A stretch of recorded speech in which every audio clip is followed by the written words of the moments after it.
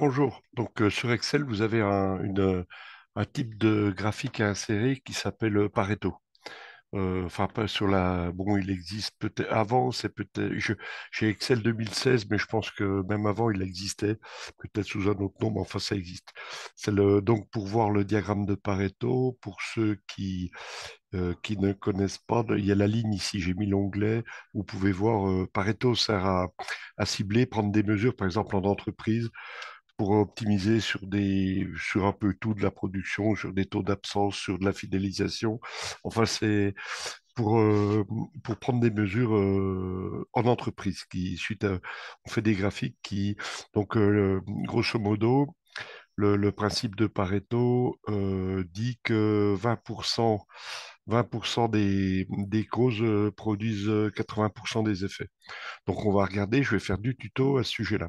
Donc là, vous avez le lien, diagramme de Pareto sur Wikipédia, par exemple, là, qui pourra vous faire avoir une idée plus précise. Bon, il n'y a pas il y a qu'une page, de toute façon, il y a l'historique, et puis c'est surtout sur Excel qu'on va regarder ça. Donc j'ai pris, donc les gens faire deux sortes de tutos qui seront, donc habituellement, j'ai pris ça, le tableau simple, pour faire simple. Là, c'est plus facile. Bon, il peut y avoir des grands tableaux, bien sûr, ça change pas trop au niveau de l'utilisation, hein. Donc, on va faire avec le paramètre ville ici, puis avec la colonne B. Donc, les villes elles se répètent, bien sûr, Paris plusieurs fois, Belfort plusieurs fois, avec nos prestations de garage habituelles, là. Et puis, on va faire ça aussi on pourrait faire aussi sur les prestations, mais je vais faire le tuto ici, par exemple, sur les villes. Puis après, le suivant, sur les noms. Et donc, bien sûr, ça sera les villes en fonction de la dernière colonne habituelle, combien, c'est-à-dire le chiffre d'affaires final. Voilà, là, ici, vous vous rappelez, ici, il n'y a que ici, là, en cellules calculées, c'est la dernière colonne G qui nous intéresse. Donc là, pour faire le graphique, on va sélectionner les données. On va pas prendre les en-têtes, je vais prendre que les villes. Donc, je vais prendre les villes de la colonne B, sans l'en-tête ou. Et puis, je vais prendre à partir de la ligne 2, pareil pour le chiffre final, combien. Et puis là, je vais aller en insertion. Insertion, donc ça se trouve ici, dans la boîte graphique, hein, les graphiques recommandés, etc. Donc là, il y a les histogrammes, hein, les lignes, les secteurs. Donc là, ça se trouve ici. Et puis là-dedans, dans l'histogramme, bon, celui-ci, c'est un normal. Celui-ci, c'est les boîtes à moustaches. Le Pareto est ici, Pareto. Donc, l'infobule nous dit, utiliser ce type de graphique pour montrer la portion relative de chaque facteur dans le total et montrer les facteurs les plus importants dans les données. Bon, là, on va le cliquer. Donc, voilà notre graphique qu'on peut déplacer là. Et puis, bon, on peut le dimensionner un peu plus grand pour voir ce qui se passe. Et puis là, donc partant des... Bon, j'ai regardé un peu ce qui se faisait ailleurs. La chose qui serait intéressante là-dedans, je pense, c'est que je vais le mettre dimensionné, oui, à peu près comme ça, là. Euh, ouais, que vous ayez la bonne visu sur les... Donc, en abscisse, on a les villes, Montpellier, Bordeaux, Lille, Toulouse, etc. Jusqu'à Lyon. Jusqu'à Lyon. Puis en ordonnée, on a le chiffre d'affaires. Alors, attention, 4000. Montpellier. Donc, la valeur maxi, c'est Montpellier à 3500. 3500. Donc, il a pris le total des chiffres de Montpellier, hein. Ça, on peut regarder ça. Par exemple, là, on voit déjà, pour bien qu'on sache sur quoi on part, on a une valeur sur Montpellier. Si on met l'étiquette si on personnalise là, on va prendre voilà, sur les étiquettes de données. Voilà, on voit ici, il n'y a pas besoin de cliquer, on voit que Montpellier, 3684, hein. Donc là par exemple, je note dans un coin 3684 pour info, et puis on va faire un total de Montpellier pour voir, hein. Total de Montpellier, on va se mettre ici, par exemple, sur l'autre feuille, hein. Là, j'ai le tableau avec le graphique, et puis là, j'ai le tableau, le même. Donc, on va mettre une condition aussi sur Montpellier pour faire le total rapidement, là. Égale si, égale si. Alors, donc si la ville est ici, B2 égale Montpellier, alors on verra le fonctionnement euh, du Pareto. Alors, si Montpellier, point virgule, ben, la valeur, ça sera combien? Et puis la valeur s'il faut, ça sera chaîne nulle ici. Donc voilà. Et puis là, je duplique, je prends ici. Donc là, j'ai les bons Montpellier apparaît 3 fois. Et puis là, je fais un sigma là-dessus. Hop. Pas la somme de cette plage-là, bien sûr, la somme de la colonne hein, H2, H28. Et là, j'ai 3684. Donc effectivement, je constate que là, bon, celui-là, je peux supprimer.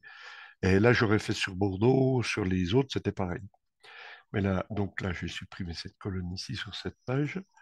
Voilà, je reviens sur mon graphique précédent. Là, on peut faire une chose comme ça, c'est insérer donc à 80% les 80%, si on va tracer une ligne 80%, on va prendre insertion forme. On va s'amuser à tracer, à faire quelque chose comme ça. Alors, quand vous tracez, bon, vous voyez, j'ai pris l'outil insertion des formes ici. Je suis venu ici. J'ai pris cette-ci, hein, donc insertion. J'ai pris le trait normal, hein, pas la flèche. Bon, je place à la hauteur de mon curseur à la hauteur de 80%. J'appuie sur Shift pour tracer un trait horizontal. Je fais ça, puis je vais jusqu'à la courbe. Là, je vais un peu personnaliser pour la mettre bien lisible. Je vais la mettre en rouge avec un trait plus épais pour avoir un bon trait bien visible. Largeur ici. Euh, voilà. Voilà. D'accord. Puis je vais faire pareil. Je reprends insertion forme. Bon, je ne vais pas dupliquer parce que là, sinon, pour la mise en forme, on la prendra. Puis là, cette fois-ci, j'ai l'outil, le même outil, Shift, et puis je descends en vertical. Voilà, ici. Si je veux appliquer rouge, ben, je prends l'autre et puis je prends le pinceau, j'applique, hein. Donc j'appuie sur la verticale, comme ça j'aurai les mêmes traits. Et puis là, je vois, bon, ben, je vois Montpellier, Bordeaux, Lille, Toulouse. Donc pour moi, les 4 villes de gauche, là, représentent 80% du chiffre total de combien? C'est-à-dire le chiffre total de combien? Eh ben, tout simplement, c'est ici, on fait un sigma ici. Et bon, la plage est bonne, G2, G28. Voilà. Le total de combien de tout le tableau. Donc après, on verra ce que représente si on ne s'est pas trompé là-dessus. Donc là, on note, on va prendre Montpellier, Bordeaux, Lille, Toulouse. Donc là, on va faire quelque chose comme ça. Ici, on va mettre Montpellier. Et on va tout simplement sortir les chiffres pour comparer. Montpellier, euh, je reprends les villes. Alors, Bordeaux, Lille, Toulouse. Là, je mets Bordeaux. Pardon. Lille. Et là, Toulouse. Et encore, pardon. Voilà, Toulouse. Voilà. Bon, là, par contre, ici, il faut que je sorte les Montpellier ici. Donc, il y aura, vous, vous doutez bien, il y aura du total en bas. Je déplace un peu ça. Là, on va mettre une fonction ci tout de suite, égale. Égale ci. Double-clic. Alors là, on va mettre une référence relative sur sur les colonnes parce que quand j'ai dupliqué vers la droite, ça va décaler. Donc on va mettre si on parle de... Donc là, on est sur Montpellier. On prend la ville si B2 égale Montpellier. On va mettre les références à l'après. Après, vous allez comprendre, je fais déjà la fonction si alors Montpellier. La condition, c'est ça. Point virgule. euh, pardon, point virgule, donc la valeur si vrai, ça sera la valeur de la colonne combien correspondant à ça. Et puis si c'est pas Montpellier, si c'est pas Montpellier, on met une chaîne vide, on ferme la parenthèse, on valide. Donc là, bon, là, la fonction va marcher logiquement pour sortir les chiffres de Montpellier ici. Mais par contre, on va faire mieux que ça parce que si je duplique sur Bordeaux-Lille, ça va décaler. Donc, on va mettre là, vous voyez, si je prends la valeur ici, bon là, ça sera pas bien parce que là, je tape sur C2. C2, c'est Ahmed. Donc là, il faut mettre une référence absolue sur la colonne B des villes. Alors, touche F4, c'est pas l'absolu ici, $B, $2, c'est pas B$2 qui fait une référence bloquée sur la ligne 2, c'est celle-ci, $B2. Et on va faire pareil sur G2 pour bloquer la colonne G. parce que sinon ça décale bien sûr, hein.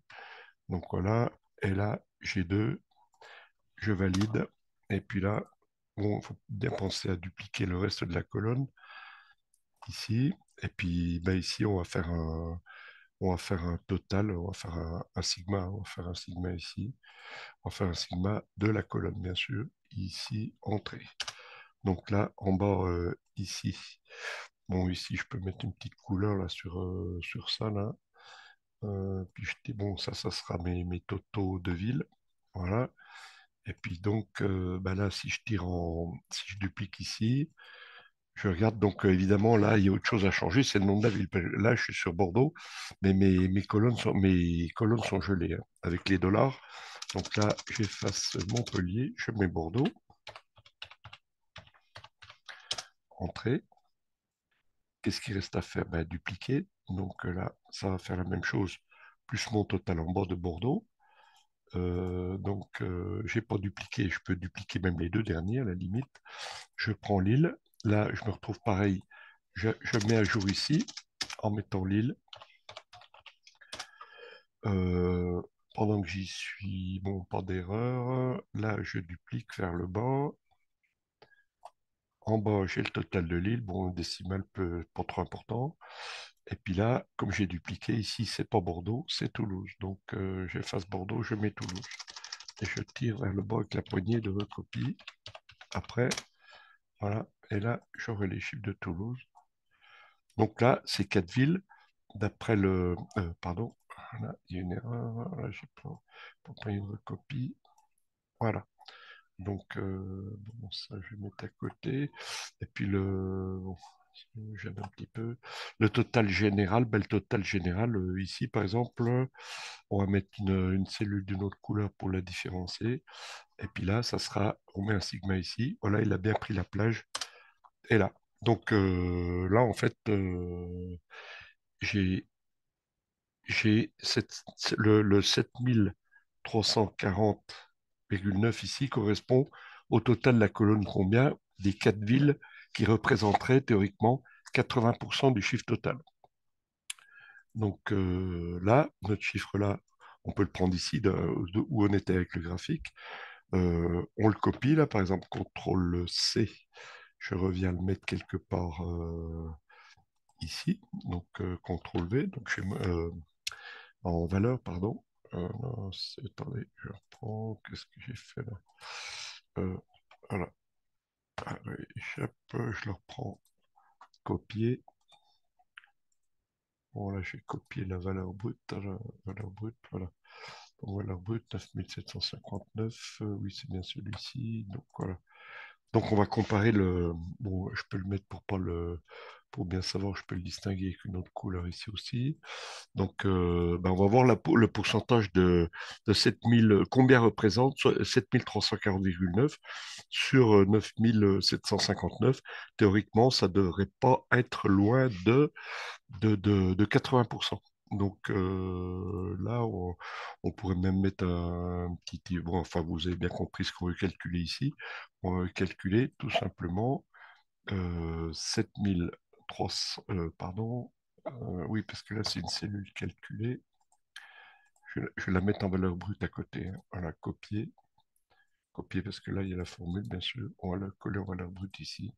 Voilà, là, c'est que la valeur. Là, c'est que la valeur. Là, c'est que la valeur.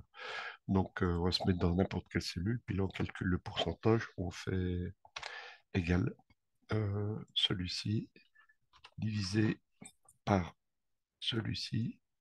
Entrée. Bon, là, c'est en monétaire. On va afficher tout de suite le format en pourcentage. Puis on a 75,22.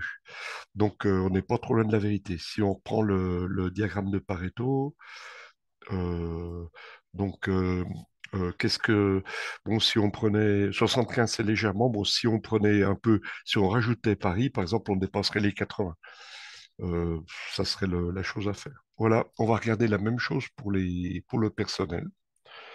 Puis, donc, je reprends le résultat. Voilà, j'ai les fichiers à votre disposition si vous voulez. Voilà, à plus tard. Bonne soirée.